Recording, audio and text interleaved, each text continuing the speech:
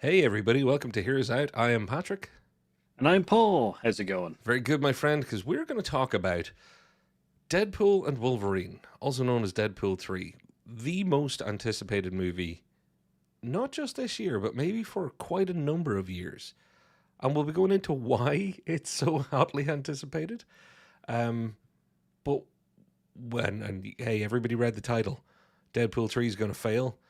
Well, I think it might fail to meet the lofty expectations that are being put on it. I think this is, if I could name one movie in the last 30 years, other than a Star Wars prequel, like as in The Phantom Menace, I think this has more pressure on its shoulders to be amazing, to be everything to everyone, to save the world, the box office, companies, and careers.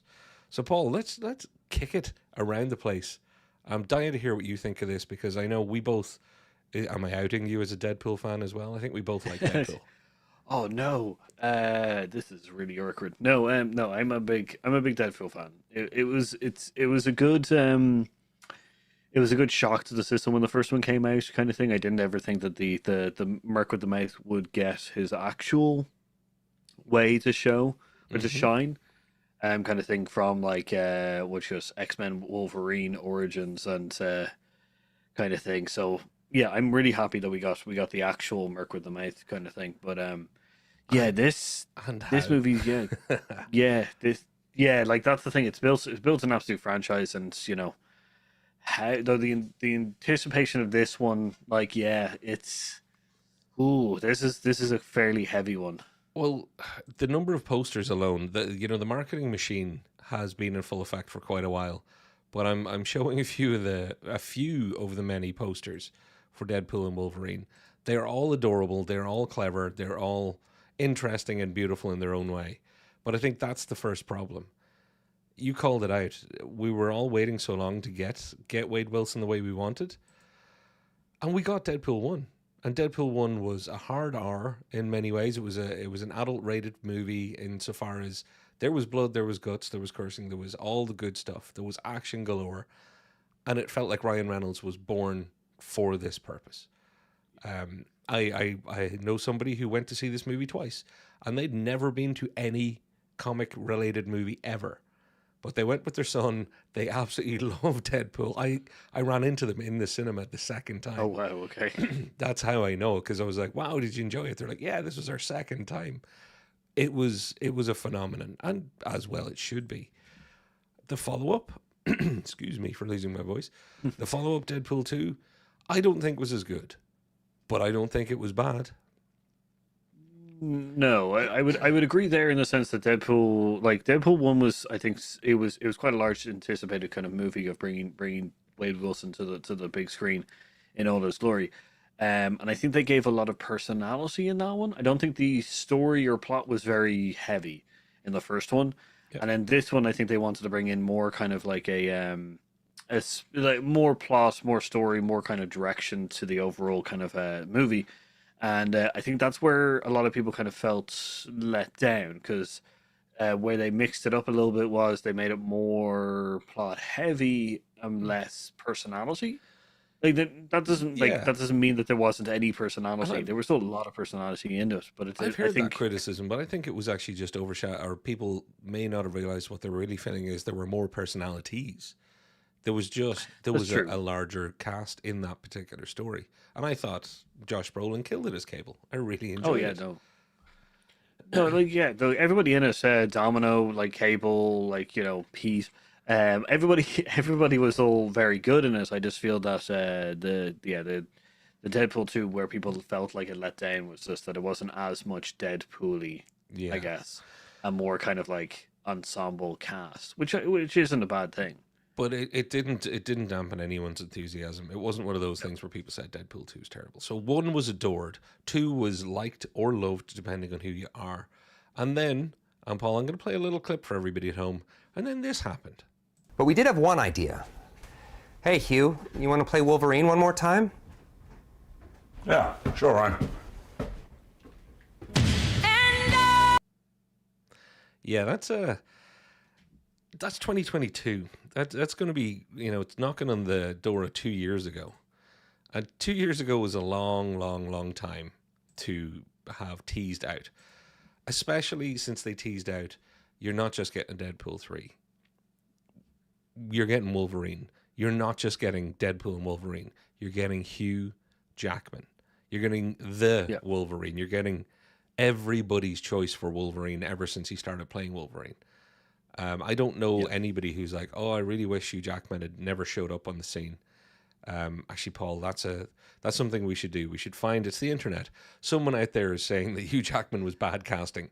I think we should interview that person and then get them all the help they need. Everybody was excited. Oh my God, we're going to get Ryan and Hugh. And the first film had so many jokes. And obviously Deadpool, and the first time Ryan Reynolds got to play him was in Wolverine Origins. They're friends for 20 years. They're adorable together. It kicked off what was essentially, it was the clap at the top of a mountain that started an avalanche of anticipation. And that's the thesis we're talking about here today, folks. It's not about, can this be good? It's about, how great does this movie need to be to actually not have a group of people who are disappointed?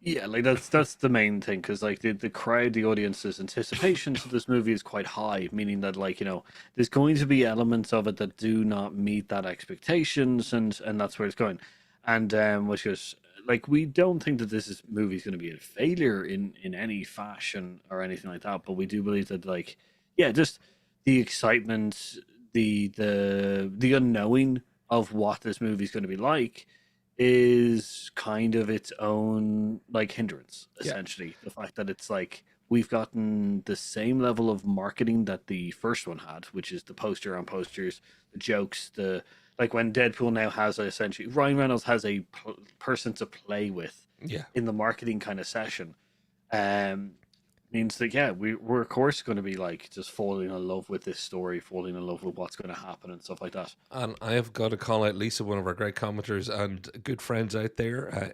A little plug for a podcast called It Takes Two. Sorry for coughing. It is very important, because she just said the only legitimate argument for Hugh Jackman being bad casting is that he's too tall.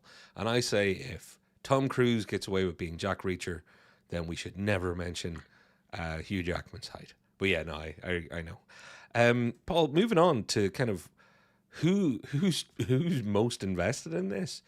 Well, people think it's the studio, but I think this time around the big difference is the summer movie season has not kicked off. In fact, 2024 has not. It's been a failure to launch as far as box office goes.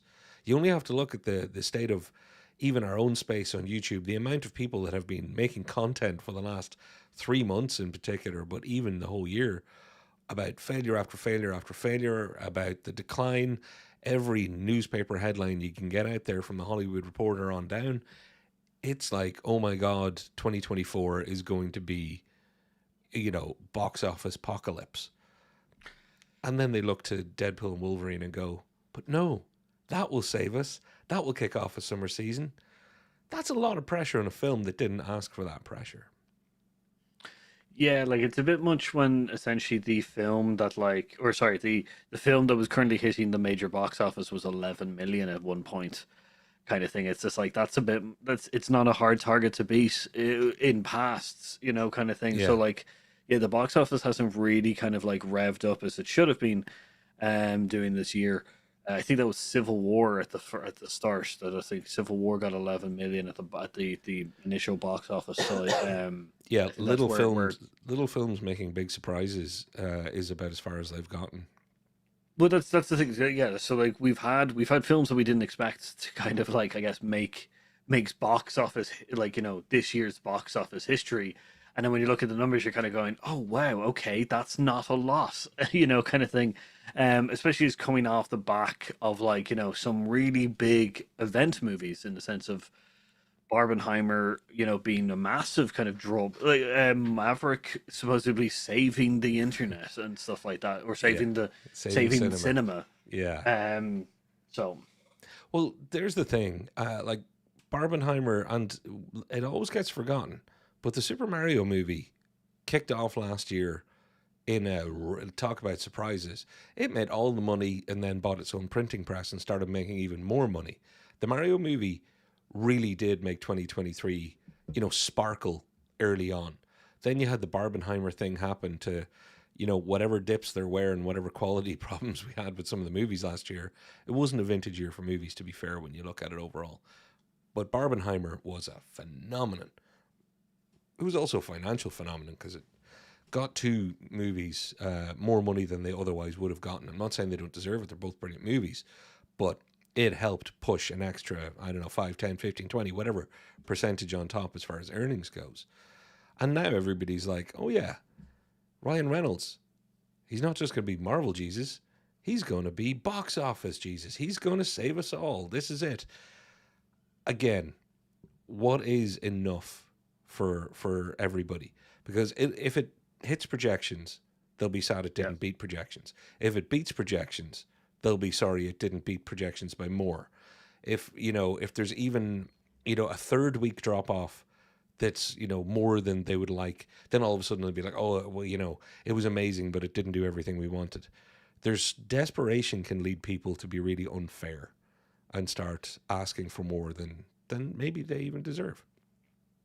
The other issue with this right now is the fact is that there's going to be a bloat like this. It's an unfair. This is going to be an unfair kind of indicator of how the box office is going to fare for the rest of the year. Yeah, Because of the anticipation that currently we have, you have to kind of blow up their prediction. The predictions that the studio has for Deadpool, you're going to have to essentially inflate them by a certain percentage. Let's say 10%, 20%, because that's an inflated. Already, the anticipated number that they're going to hit is a bloated number. Because the fact is that everybody's going to go to this because it's so anticipated, it's so out there. It's possibly the turning point for the Marvel movies in the sense of kind of like they may turn everything around kind of thing for what the current last batch of Marvel movies has been. So we as an audience, not even as an audience, we as lookers in onto the industry have to inflate their projections by 20% because that's the actual number that they have to hit. yeah, Because if you've got they're anticipating, let's say 20 million, which I know they're not, 20 million in the box office. The fact is that 5 million of that is going to be people who are who wouldn't usually be there at all unless it's because it's a Deadpool and Wolverine kind of movie and they're such big so the idea is that we need to make it then that the actual target needs to be 25 million. That's the actual gauge of how well this movie will do, how well it can do, outside of what it's like. It's it's an inflated number right now. So yeah, and you brought up the MCU, which we can use as our springboard to just talk about comic book movies in general. And I think I want to call out a few comments because Brian in the chat. Hey, Brian, I absolutely love that you're always with us. Absolute best Twitter user in the history of X, as it's now called. He said, I love Deadpool. And I know Brian personally. He's not a comic book movie person. However, there's Business Box has said, and hey, Business Box, thanks for joining us. Good. I hope it fails. I'm so bored of these dumb superhero content. There's nothing more than a string of cameos pretending to be a movie, and Ryan Reynolds sucks too. Can't tell if that's a joke comment or if it's real, because it has maybe the air of some sarcasm to it. But if there are people out there that are sick, even fans, that are sick of the comic book universes. So we can use the Marvel Cinematic Universe as an angle on that. Because it was, love it or hate it, folks, the comic book movies have been a financial driver for, 15, maybe 20 years. You can look all the way back to, Blade and Xmen and everything. Up to the crescendo of Endgame. We're talking a genre, a subgenre almost, but a genre of movies that came along and grew into the center spine of all of Hollywood's financial planning and creative planning. Much to many people's chagrin, but still, there is no way that people are not looking at Marvel right now with a different way than they used to, and comic book movies in general. So, to be fair, Paul, let's call out some of the crappier ones. Morbius, not Marvel directly, but tanked. Thor: Love and Thunder, not good.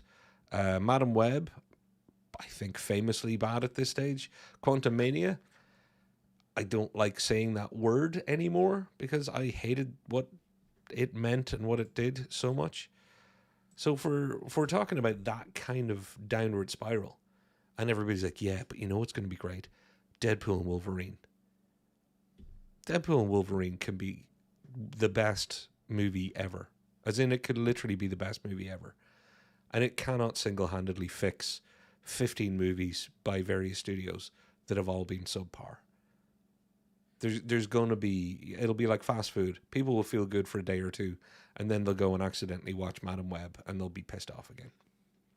That, yeah, and the yeah, it's we've said it before here that there's a general kind of superhero fatigue that's happened after Endgame, and we were fully on board and going like, you need to take a break, Marvel, now, and just kind of figure out what you're going to do for the next coming a while, and then also let the well refill, kind of thing for the audience.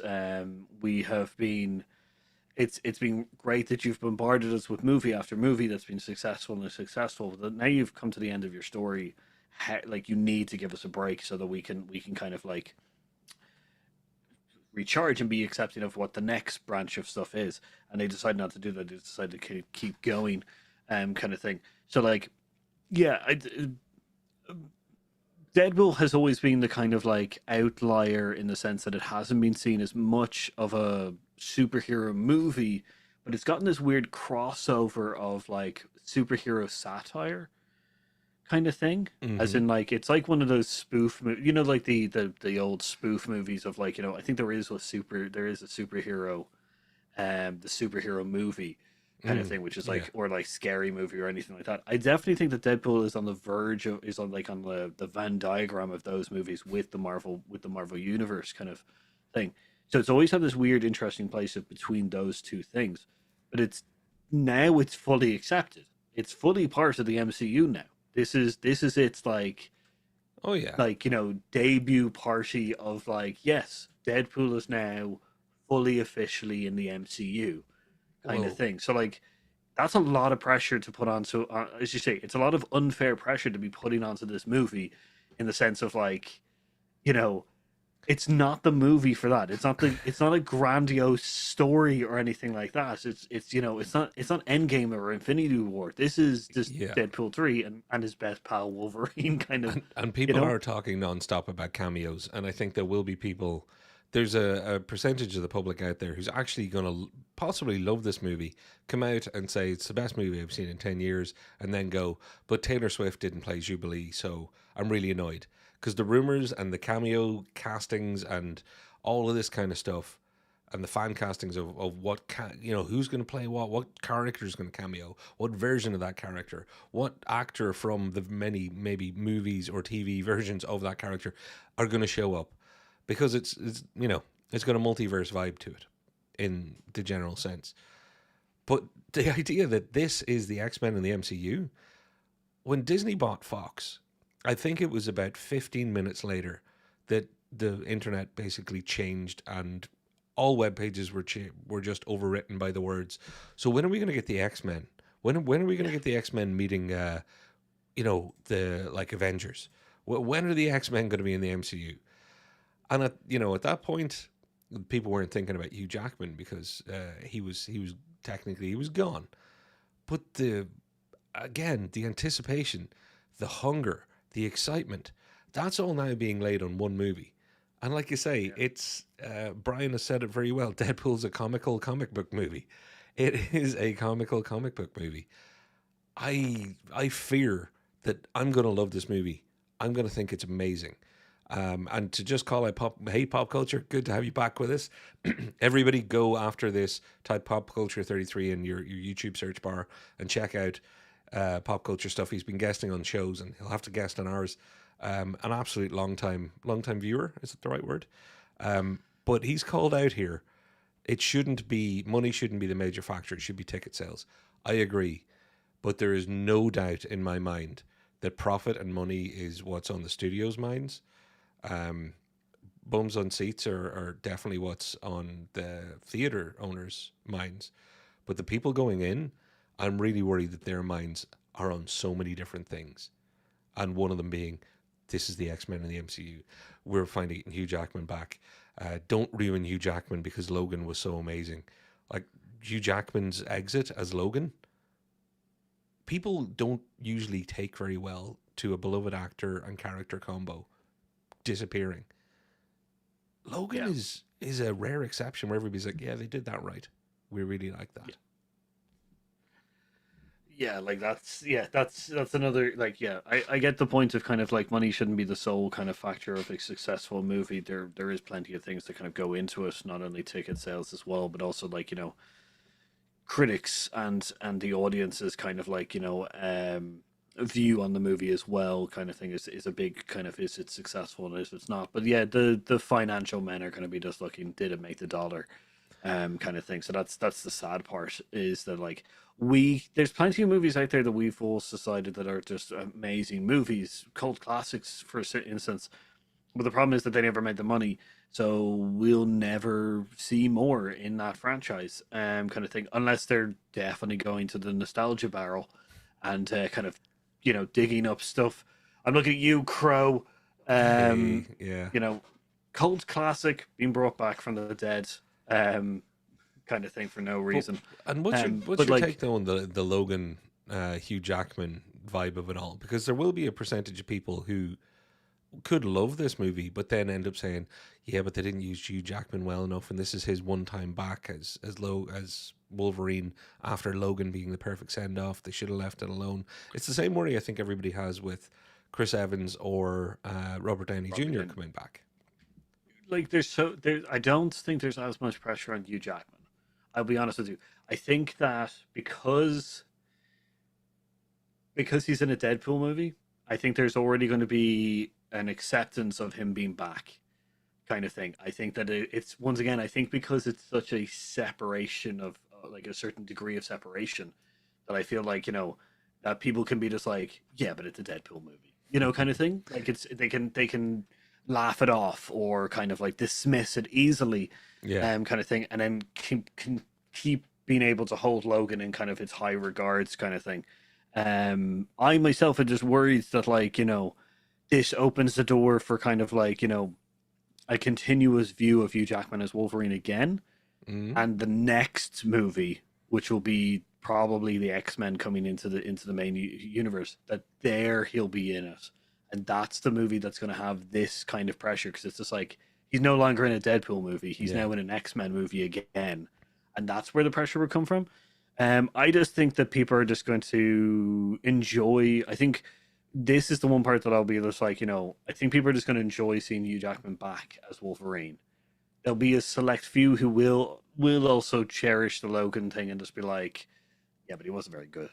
But once again, you can just laugh it off and go, like, but it's not just a Deadpool movie. You'll be fine. Kind of thing. I think so. That's my only part of the Logan kind of thing. I think people can separate it easily enough, because it's a Deadpool I hope movie. so. I'm worried though that they will screw him up. Oh right.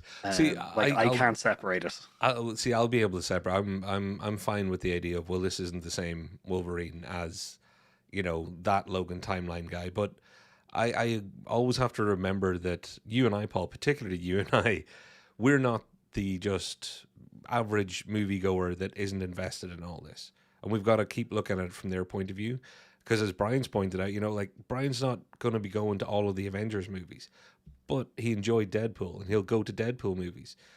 There are people who aren't going to know all the different characters and all the different timelines and have seen, in our heads, everybody's seen every X-Men movie and every other movie, but they haven't necessarily done that. So I'm hoping that it's the least dangerous. But one quick correction to get in before anybody corrects me on the internet: nobody's called it out yet that I said this is the introduction of the X-Men to the MCU. I meant that, and that this is the shoving it in as a surefire thing. There was a post-credit scene with Beast in at the end of the Marvels. And in Miss Marvel, there was some. I think I have an X-Men 97 image here somewhere, don't I? Because it's so popular right now. Why not just hope that the AI clickbait gets us this? X-Men's super popular right now.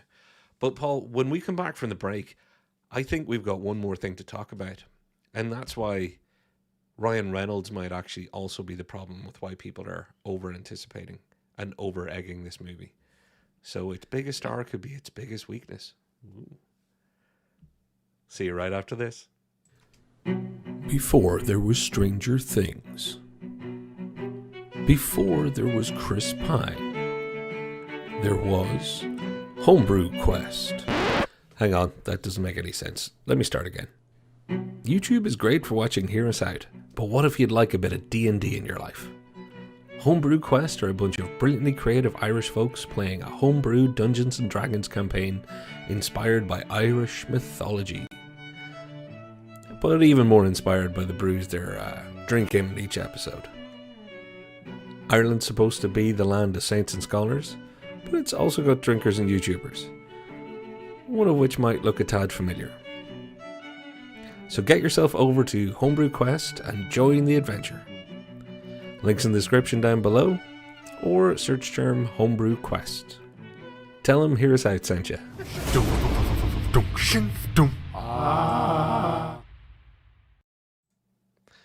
And on that wonderful D&D note, where you can go and see Paul with his best friends, not like me.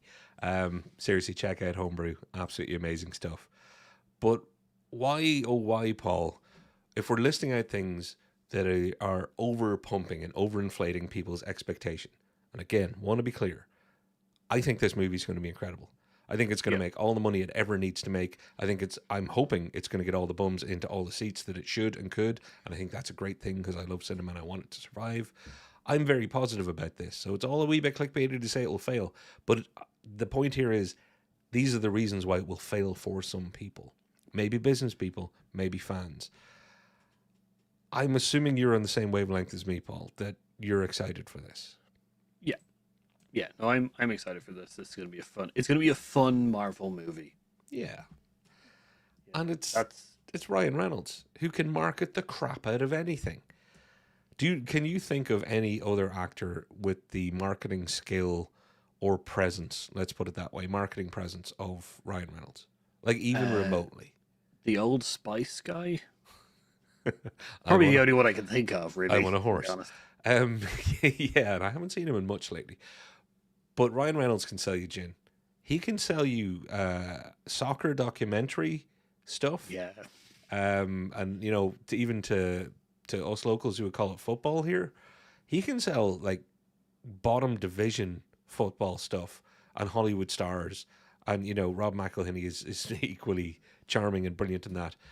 But that's part of the problem. Ryan Reynolds is so unbelievably charming and so unbelievably good at marketing that we're already in a position where we have adamantium Heineken can ads.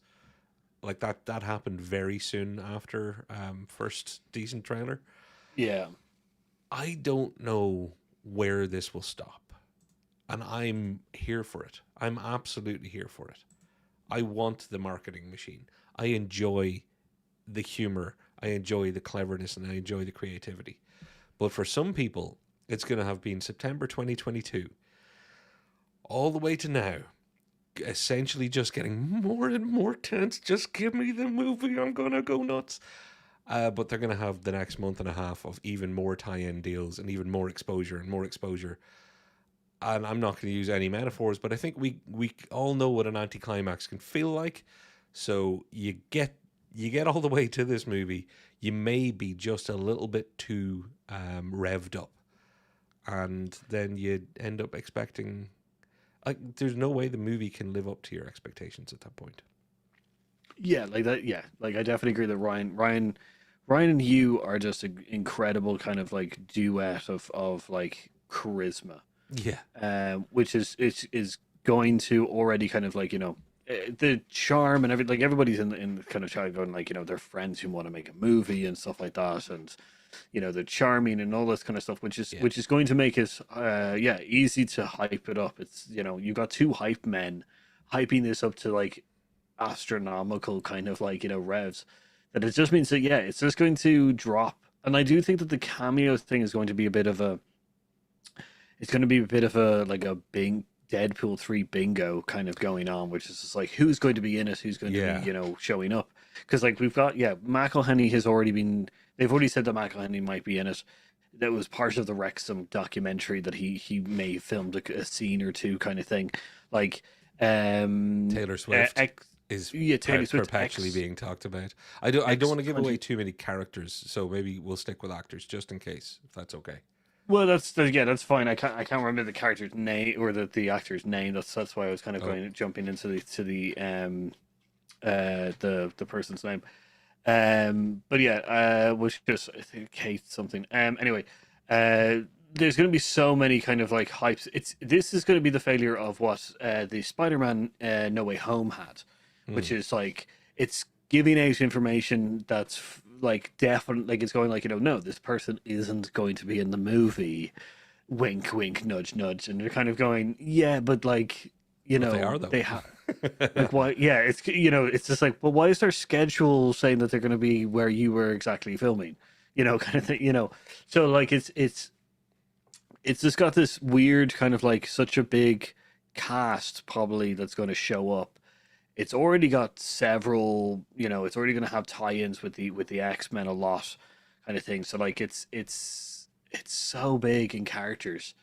That's also going to be a big because you're gonna be if you don't see a character that you really love from like which is the original X-Men trilogy, then you're going to be saddened. So you're going to be like, well, so that's already going to be a downfall of it. I just think, yeah, there's so many factors. Every time I think about this film, there's so many factors of kind of going, look, there's no way that this is going to. I believe this is going to be a financial success. I think it's going to be a financial success. I'm going to say that there's going to be plenty of people who are going to be saying that Deadpool pulled it off again.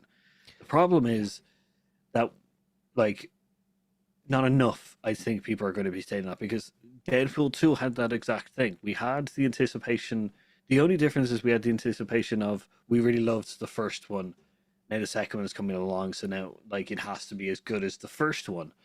This has all of the pressures that we've talked about today, and also the fact that it's the third Deadpool movie. Yeah.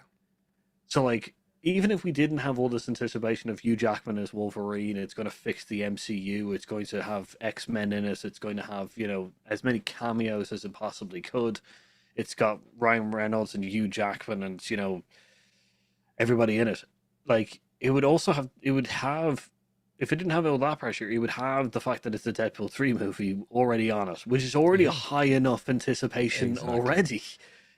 So there's a crescendo, there's an apex, there's a crossing over of all these factors, and it's such a large one. I do want to just do they think the success of X-Men '97 has been putting a lot more pressure on Deadpool 3? I think it's actually, I don't think so. I think it's helping. I think it's helping get everybody back into the idea that there's more than the cinematic X-Men too. Yeah.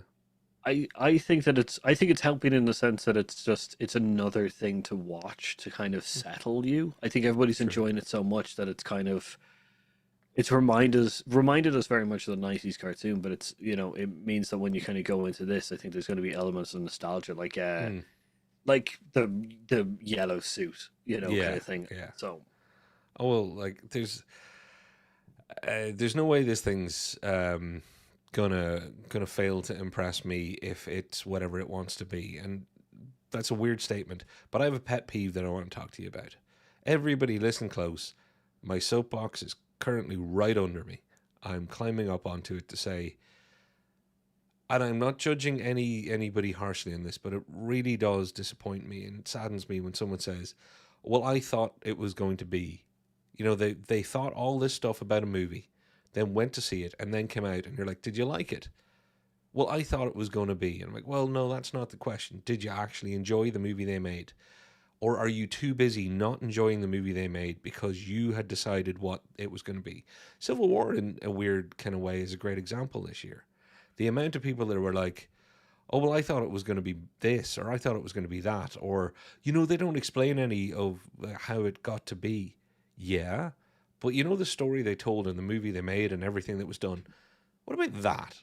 What about we talk about what you actually got? Because guess what? Someone else is making the movie. It's someone else's movie. They get to make it. They get to show it. You get to decide whether you like it or not. You don't get to decide if you like the one that you thought you were going to get, because you didn't get that. That's That's the one you have to make. You get out there and make it yourself for yourself. I get, yeah, I get that because I think me and you went in under the me and you went Vibes into pop. into the movie with a certain expectation, and then when that expectation was broken, we kind of just accepted the new reality and just went, we're going to continue on with this new reality. The And I fact that always do. it's not a movie about a civil war; it's about essentially journalism with the backdrop of a fictitious kind of civil war in modern day America is like cool. Okay, the premise. I thought the premise was going to be an American second civil war. It's not that. It's about photojournalism. I'm now going to readjust myself and see what this movie is going to be like. Um, I don't think people like doing that. I think people don't like to be surprised anymore a lot of the time. And that's sad because it applies to so many movies in big ways and small ways. And pop culture has said, judge the movie that was made, not the one in your head. And absolutely, that's it. And then don't get me wrong, everybody can go in with preconceptions. That's fine. There's nothing wrong with that. But if you Everybody's gonna can't do get that. over them, then what the hell? Yeah, no, I agree. Everybody can go in with theories and ideas and stuff like that. Please do because that's also sometimes fun to have and then have them destroyed by the movie. If I guessed the plot of every single MCU movie, I'd be it'd be fairly sad. Yeah. Fandom for me. Yeah. I really liked going like I think it's going to be this and then not being that. But I do think that sorry. I guess my point is it's not that people don't like to be surprised. People like to be surprised in a very strict sense to me within movies. They like to be surprised within the premise that they thought they were getting. Mm. Kind of thing. So when you're telling a story that they thought they were getting, you can be surprising within that confines.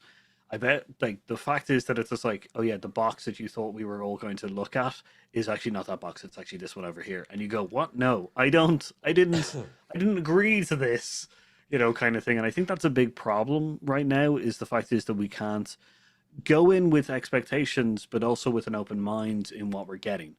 And I think that this is probably going to be one of the biggest factors of that because I think Ghostbusters had that as well in certain respects with the new Ghostbusters film and certain other films I think have had that kind of thought of kind of this isn't the film that you thought you were getting, so automatically it's just like no I don't like this, it's going to be bad, kind of thing. Well, sometimes it comes down just to the actor. The number of people who've gone to see a drama and came out going, but that wasn't funny. Like, what? Yeah, no, it wasn't funny though. I didn't laugh once. Why? You weren't at a comedy. Yeah, I know, but Steve Carell was in it. Or, Jim Carrey was in it. Why? I didn't laugh once. I said, whoa, you've just decided that somebody is something. Or, it happens a lot with streaming TV series and stuff. People will go in and going, well, I knew very little about it, but I saw the cast and I thought, this is what it must be. And then it wasn't. And then they're like, yeah, so it wasn't. They're not measuring it for what it is. But I won't bang that drum too much longer. But Paul, going back to your point of cameos before we close this out, do you remember, and I won't try, I know you enjoyed the film more than me, but I don't want people to have to remember Multiverse of Madness, Doctor Strange 2 that much. Yeah. Do you remember the build-up before that? Because there were going to be cameos. Yeah. And everybody knew there was going to be, not for sure, but there was likely to be a Reed Richards Fantastic Four cameo. The Illuminati guys, yeah. And everybody was like, oh, it'll be John Krasinski. Won't it? It'll be John Krasinski. It'll be John Krasinski because that's the fan casting and, he didn't get to be Captain America. But there was also one where they, people were talking about they're going to be in all the different parts of the multiverse. They're going to meet other Captain Americas. They're going to meet other Iron Men. And then it was, they're going to meet Tom Cruise. Tom Cruise is going to play Iron Man because, he was going to play Iron Man once upon a time, blah, blah, blah, blah, blah. I remember specifically, I didn't like the movie. It disappointed me and it ruined Wanda, but I'll get off that particular box. But I remember specifically there being more than one person going, yeah, but it would have been better if Tom Cruise had been in there as Iron Man. It's like, what? It wouldn't have worked in the movie. I'm not saying, the movie they made didn't work for me, but even then, being fair to Sam Raimi and everybody, it would have not worked to just be like, and here's Iron Man. Woof.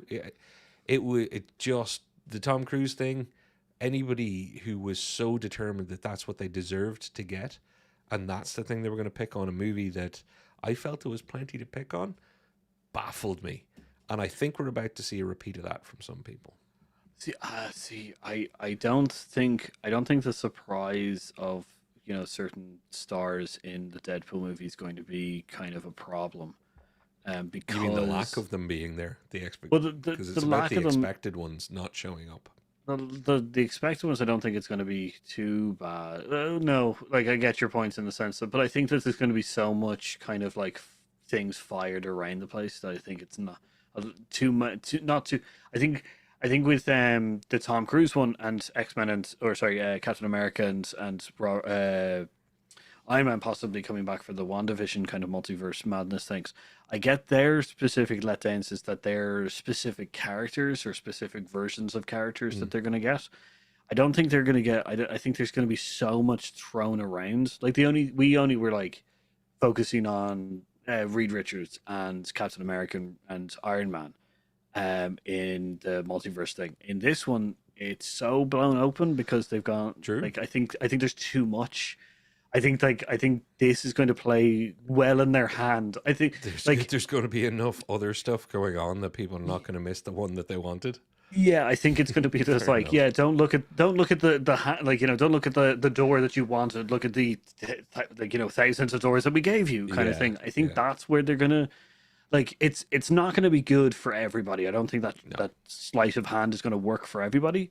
But I think it's going to kind of dwindle down that number of people who are disappointed about not getting specific characters, as you said. Kind of thing. But I do think that the fatigue of the amount of cameos that they're probably going to get is going to be because one of the worst things of one of the things that became Family Guy, the show, one of the biggest problems with that show later half of the year or later half of its seasons was the fact is that it did too many of the flashback thing or the flash to Right. Yeah, things. yeah. Like every time they made a comment about something, they would flash to a scene where they would explain that kind of thing or they would make some funny thing of that. Yeah. I think they became that became so much that it became self-aware and started making fun of that kind of thing, which is the only way to deal with it. But I'm hoping that Deadpool isn't going to have so many cameos in it that we're going to become by the end of it we're going to be like, oh yeah, there's Mac, There's Mac Josh Brolin as both Cable and Thanos. Great. yeah, kind of thing. I'm hoping that we're not going to get so many cameos that by the end of it we're going to be fatigued by it. That it's just like, oh, this movie has literally just been the entire Hollywood Walk of Fame. Yeah. Kind of thing. That's the cameo part that I'm worried about. That it's going to be like, I guess the filler. I guess that they're gonna prop up a plot with filler. Well, again, is my worry. I'm not even here to express my worries because my only take on all this from this video that we've put out into the YouTube verse that lots of people are going to read the headline and go, "You clickbaity buggers." Yeah, I think this movie is going to fail for some people, and the some people that it's going to fail for, it would have been impossible for it not to. I think that's the weird thing, that this movie has so much pressure and unrealistically high expectations from so many different sectors, from fans to financial people to everybody on the spectrum, all across moviedom. There's going to be people disappointed, even if, and this is what I'm hoping for, and this is actually what I believe, even if this is the best movie of the year. And that's a shame. I'm still going to go with my hope. If it only turns out to be okay, do you know what I'm going to think? That was okay. And I hope I enjoyed the okayness of it all, and I'll take whatever I take from it. I'm kind of easily pleased when people just don't make things that are bad. If it's made with enough love and care and attention, which I really think it will be, even if it doesn't completely hit the mark for me, I'm going to see it as a massive success. Which is great because my worry is that it's going to be a great film. It could be the best Marvel film that we've gotten ever, and I think that people's imagination and anticipation is going to be so big that it's going to be seen as a meh movie, and then we're going to see us in 6 months down the road where people start rewatching us or something when it comes onto streaming services or something. They're going to be like, oh, this was a really good movie. Why did I think it was so? And it's just because of the initial shock value of kind of the anticipation and imagination that people had of it. Yeah. So that's my worry, is that it's going to be seen as a very middling movie kind of thing, and it's just because we all thought it was going to be something else. Well, with that said, Paul, I'm telling everybody who's watching right now, thank you so much for watching. I think you should, what is it again? Definitely like, definitely subscribe, and definitely comment. None of this I'd like you to. Those are things that will absolutely make you feel better. I hope. It'll make us feel better if you do them anyway. So yeah, we'd love to have more people join our fun little band of people. The commenters, as always, live tonight. Thank you so much. It's so wonderful to have you all here, old friends and new. It's been cool. If you do want to watch the newspapers around Deadpool and Wolverine when it comes out, look for headlines on Box Office, look for headlines on Happiness of Fans. But if somebody comes out of the theater that I go to see it in, and I hear them saying, "Oh, but I was really hoping that the post-credit scene was actually going to be all of the Avengers showing up," and they didn't. So, like, what the hell? The headline will read, "Small Irish man goes berserk after cinema showing, screaming, 'What do you want from them? What do you want? Make your own bleeping movie.'" So yeah, look out for that headline. It could be good, and maybe the last time you see me on the internet for, I don't know, what would I get, 3 to 6 months? Yeah, it's going to be interesting. I can't wait to see that headline. I'll be honest. There you go. So do you, I'll bail you out. Thank you. My final thoughts is just go in with an open mind, like we've been talking about. Have your expectations, have your perspective, have your theories, but go in with an open mind and enjoy the movie that you get, not the one that you thought you were getting. One in your head. My thing is, comment down below if I guess what I would like to see is, once you go see the movie, come back to this video and comment down and tell us what you thought of it, kind of thing. Were we correct in the sense that your expectations were met or not met, kind of thing? Would be really lovely. Yeah, that's a good idea. We'll do it. I'm sure we'll be talking about Deadpool and Wolverine again sometime around its release. With that all said, Paul, I want to thank everybody for joining us one more time and say, I've been Patrick.